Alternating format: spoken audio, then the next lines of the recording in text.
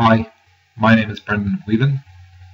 I'm a student in BMed 19006, Nutrition in Practice, and this is my presentation on our topics that I discussed within our forum. Within this presentation, I'll discuss my learnings associated with the topics discussed, and they will include some self-reflection and research. The first discussion I took part in was about the 24-hour food recall. I completed a food recall with a colleague that works inside the gym, who's 27 years of age, was 197 centimeters tall, weighed 96 kilos. That's pretty good in any man's language. Currently looking to lean up before going on overseas holidays, like most guys are. Was looking to lose 4 kilos. I asked the employee to fill in a 24-hour food recall for me so I can see exactly the timings of what he was eating and what exactly he was eating. What I learned from this is that the food recall is a very helpful tool. It gives you an insight into what people do as habits, both eating and timings. But I also learned from doing research on Australian dietary guidelines that further assessments can be done to get an in-depth look at a person's diet. The most common one is a 3-day food recall. The reasons they suggest this is it's not long enough for anyone to lose this interest, but it is short enough to get a good wide spectrum of what the person is doing over a few days. They do, however, highlight that there is some discrepancies when it comes to a food recall by the client due to dishonesty and wanting to impress you rather than wanting to inform you. This is an issue that people are looking to clear up, but unfortunately we can't help it. My next discussion was on body fatness and fertility. Obviously, being male, I took a male perspective on this matter. Not only do females need to watch their weight when trying to conceive, males also need to take a massive responsibility. Not everything lies on the woman. Just like a woman, our hormones as males can be affected by weight gain and obesity.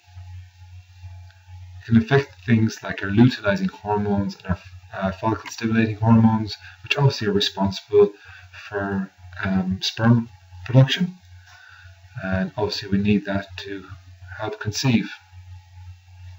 What I did learn, however, is that there is male fertility treatments in the forms of injections. Now, this can take up to 6 months to be successful. Now, we take a look at that, and then you look, within the 6 months, if there was a proper exercise and nutrition protocol put in place to the male, how much benefit would there have been to that male and their sperm count just by changing those two habitual issues? Which treatment is better? There is no studies to show that, but rather than messing with our hormones and putting extra hormones within our body, my personal opinion would be go with exercise and nutrition. My next one was on epigenetics and development. Now, before we even enter the world, there are certain things based in our DNA that are really determined by us, by our parents and their parents and their parents. When we look at the bigger picture of working with we, not just me, and stop being so selfish, will go a long way to hopefully resolving some of these issues, knowing that predisposition can occur through many generations. So we need to look after our bodies if we're going to conceive and further produce. What I learned from this is exposures to things such as smoking and malnutrition can cause this damage, such as diabetes, obesity, and cardiovascular disease. We already know that we can do this to ourselves, but now knowing that we can do this to someone that isn't even born into this world yet is quite disconcerting. Breastfeeding. This was a bit more of self-reflection, saying myself and my wife had just had a young child and she was breastfeeding her daughter, and it becomes abundantly aware that people in Australia, although there is a lot of information provided by the government, people in Australia are not acceptable of people breastfeeding in public. And people, even though the information is there, are not aware of the outstanding benefits. Like the benefits that I learned from reading is improvement of the immune system, improvement in eyesight, and for the mother, breast cancer prevention by reduction in estrogen production. It is also learned it is illegal for any restaurant to turn around and ask a female to leave their restaurant to feed their baby, which is massive steps forward, but a lot more needs to be done to support these mothers. My next discussion was on school nutrition. Now, I'm an external student, so I have travelled to Rockhampton up to the residential campus on numerous occasions for residential schools, and it was alarming at the food content that is served within the residential school canteen. The dinners that we were served, the lunches we were served, very, very starchy, very, very heavy, to the stage where I no longer ate there. I ate elsewhere or made a sandwich out of whatever healthy food they had, because the heavy starchy food, I was falling asleep in class. Now, this is someone that flies in. What about the students that are up there? It's not fair to them. It doesn't create a good learning environment. And surely with a university with so many science programs, surely they should have an input into how their students are being looked after. What I learned from reading was other canteens in other schools replicate this issue. Not many schools have a good program in place. And this is more down to over 80% of schools employ externally companies to look after both their nutrition and exercise. Now, this might seem to solve the problem for the schools, but when you lose control of such things as nutrition to our students, and you don't see what's happening to them, and you wonder why they're not performing, you need to take a step back and take a look at yourself, and not blame everybody else, but take responsibility, and run your own programs.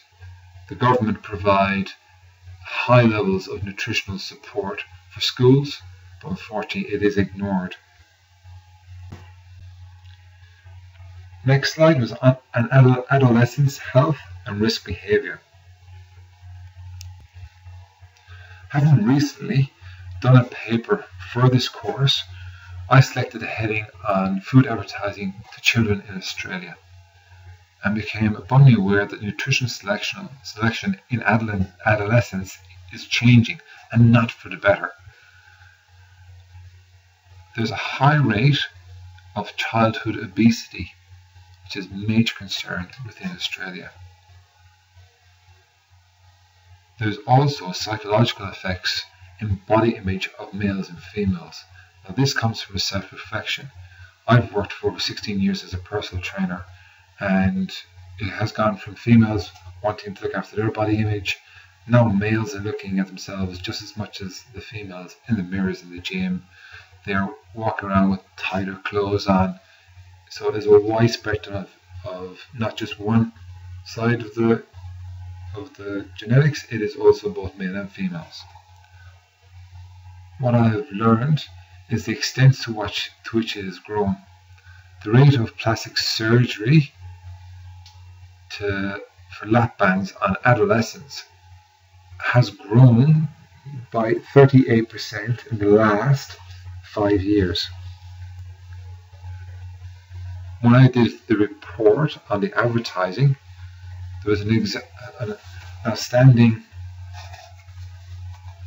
issue that caregivers can be to blame or have the main responsibility, because those children see what the caregiver parent eats and they're going to do the exact same thing as them. More education is needed around this. Following on, we had overweight and obesity. Is it an image or a health issue? Kind of lends into the last slide. Going back to my experience in the fitness industry, obesity, yes, it is. It is a major issue due to food selection, and we are getting very Americanized here in Australia, with fast food become readily abundant for everybody and affordable. But both obesity and image, both overweight and obesity, it has both physiological and psychological issues attached. Fad, I learned also that fad and yo-yo dieting, everyone does it at one stage, and it is to blame for a lot of these psychological issues as well as physiological. Crash dieting is not very good for your system. We have people with what they think is gluten intolerance when actually they just have a GI tract infection. We also can look back to our discussion on epigenetics.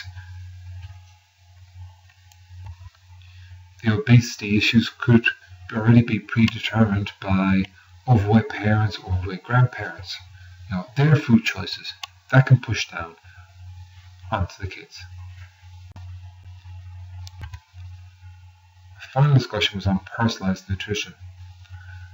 Again, this stemmed a good bit from self-reflection.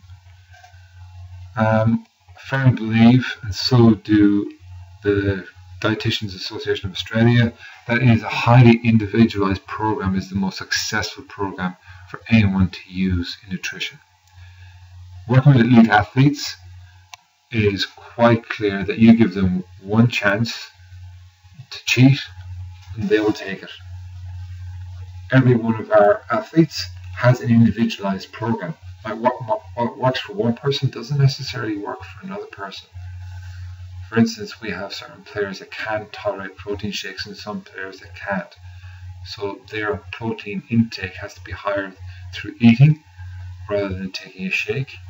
But also I work within the Australian Rugby Union, which has a food first policy, not supplementation, which is going a long way to improving our health of our players. What I learned is that only a dietitian in Australia is qualified to write you a personalised plan. Also, a good fueling plan is equally as important in a winning performance. You do not want to drive a car without petrol, so gotta make sure that everything is working within performance and nutrition to get the winning goal. Thank you for taking time to listen to my discussion and what I learned. Thank you very much.